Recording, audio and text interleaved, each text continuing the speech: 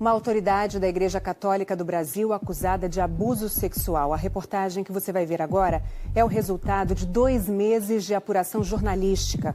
Os repórteres Fabiano Vilela e James Alberti ouviram 4 ex-seminaristas que denunciam Dom Alberto Taveira Correia, arcebispo de Belém do Pará. Eles dizem que Dom Alberto usou de seu poder para investidas sexuais não consentidas em encontros privados. A Polícia Civil abriu inquérito para apurar as suspeitas contra o arcebispo a pedido do Ministério Público do Pará.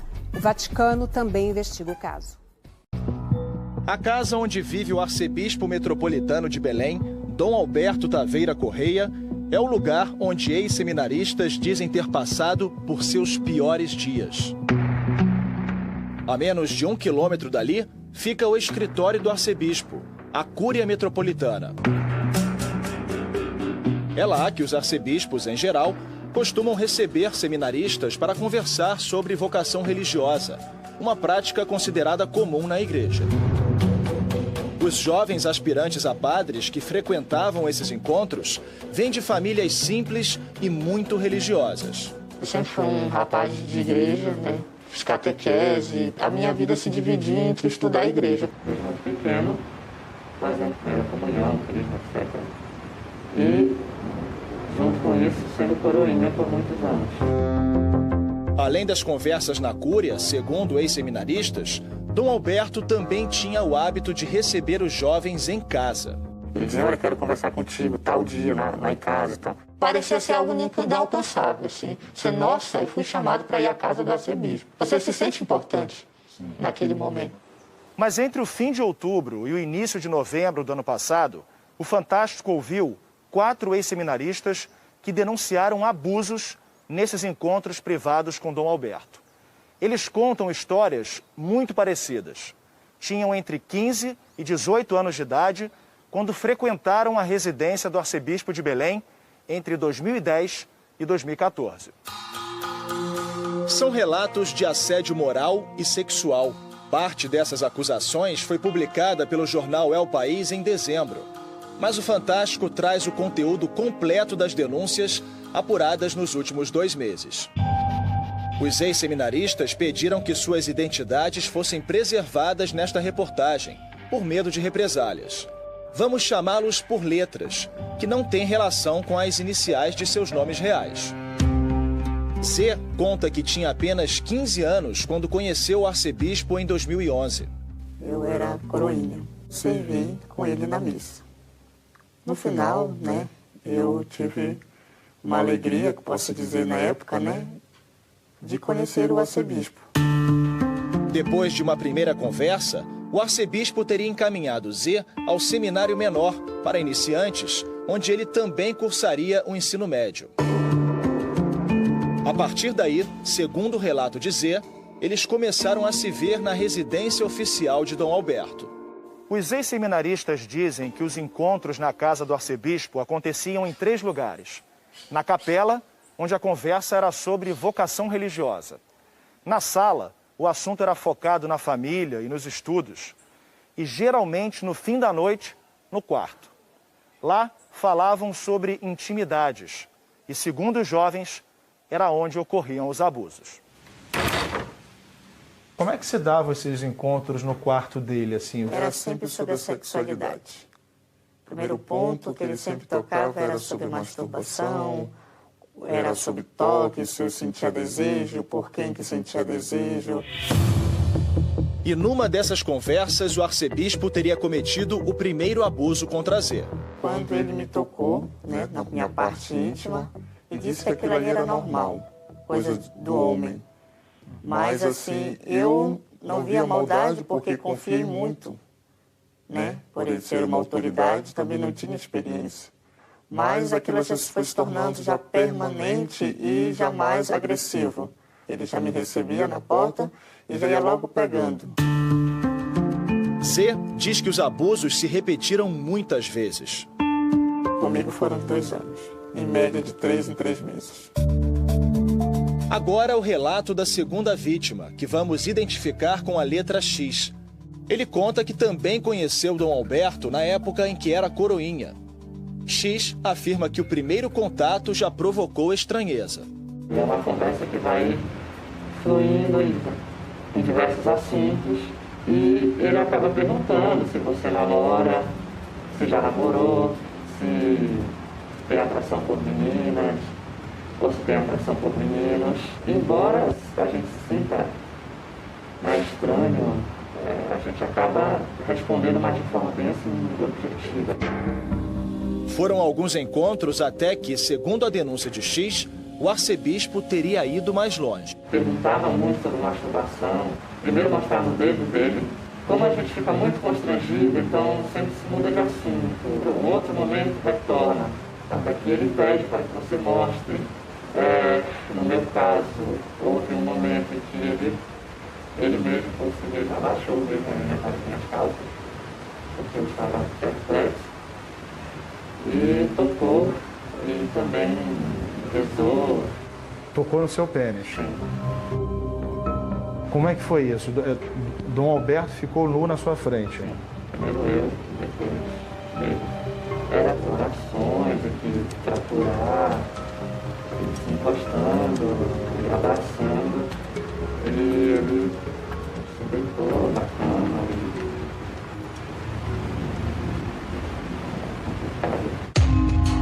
Com a terceira vítima, S, o assédio teria começado assim que ele conheceu o arcebispo em 2010, na Cúria Metropolitana.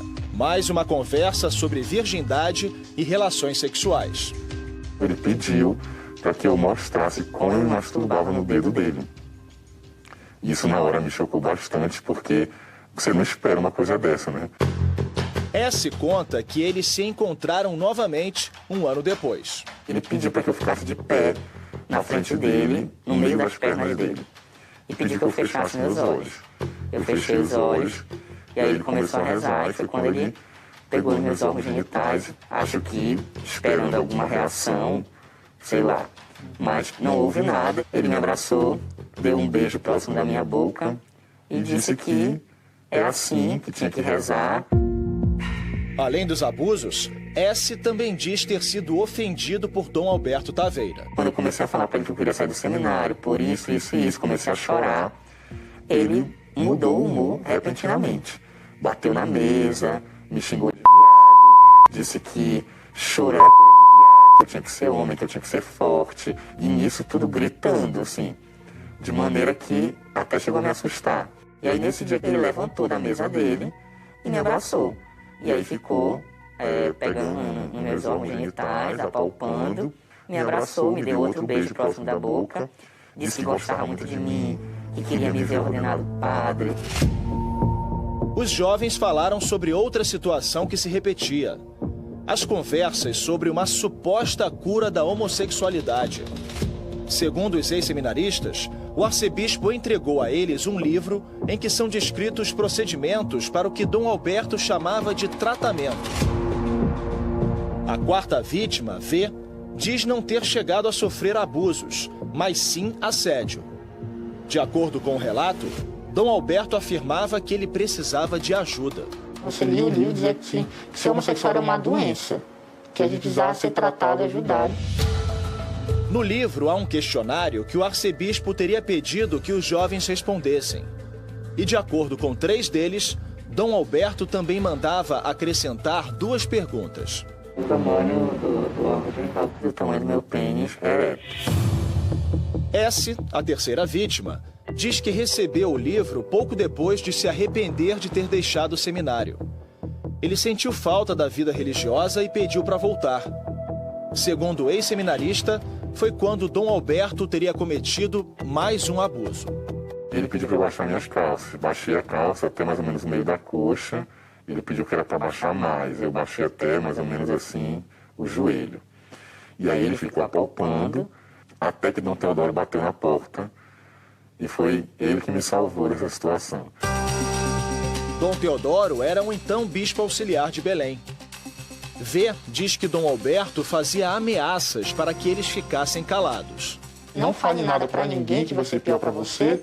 É muito recorrente. A corda sempre arrebenta do lado mais fraco. Mas numa conversa de 2 desses jovens com um padre em 2017, o assunto veio à tona. Logo depois, os outros 2 também decidiram denunciar. Todos os 4 já tinham deixado o seminário.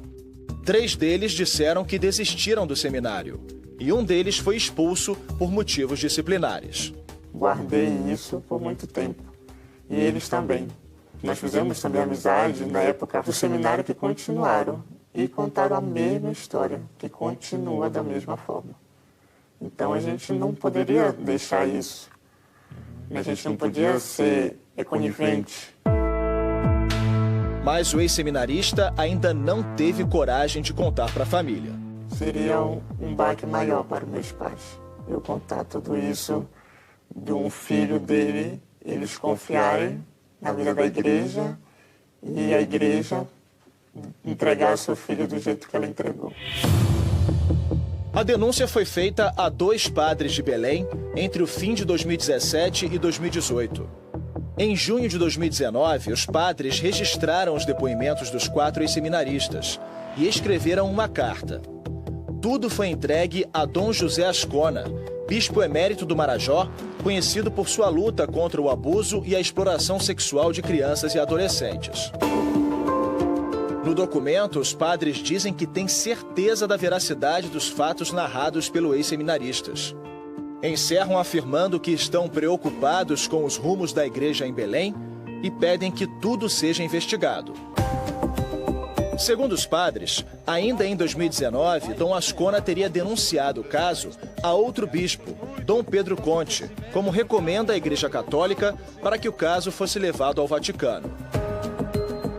Em fevereiro de 2020, ainda de acordo com os padres, Dom Ascona teria ido à sede da Nunciatura Apostólica de Brasília, que é a representação diplomática da Santa Sé no Brasil, para pedir investigações.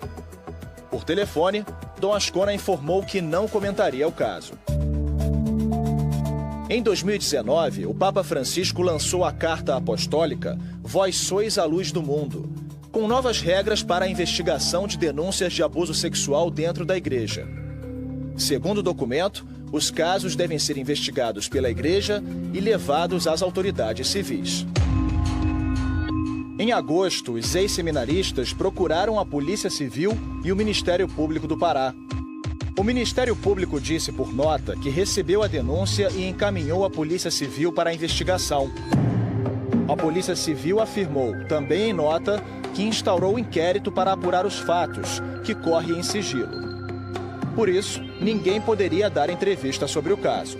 O Fantástico teve acesso a informações que revelam que um bispo representante da Santa Sé no Vaticano esteve em Belém para apurar as denúncias no mês passado. Ele teria ouvido os ex-seminaristas, os padres que acompanharam o caso e também teria se encontrado com o arcebispo Dom Alberto Taveira. A visita ocorreu mais de um ano depois de a igreja tomar conhecimento das denúncias e na mesma semana em que a nossa produção pediu um posicionamento da Nunciatura e da Conferência Nacional dos Bispos do Brasil, a CNBB, sobre o caso. A Nunciatura Apostólica do Brasil informou por telefone que o Fantástico deveria procurar a CNBB para falar sobre as acusações contra o arcebispo. Já a CNBB afirmou não ter sido informada oficialmente das denúncias e disse que a instância competente da igreja para averiguar denúncias é o representante oficial do Vaticano, a Nunciatura. Há quase um mês, numa carta enviada aos sacerdotes, Dom Alberto confirmou a visita de um representante da Santa Sé. O arcebispo também publicou um vídeo para se defender do que ele chama de falsas acusações de imoralidade, mas não disse do que estava sendo acusado.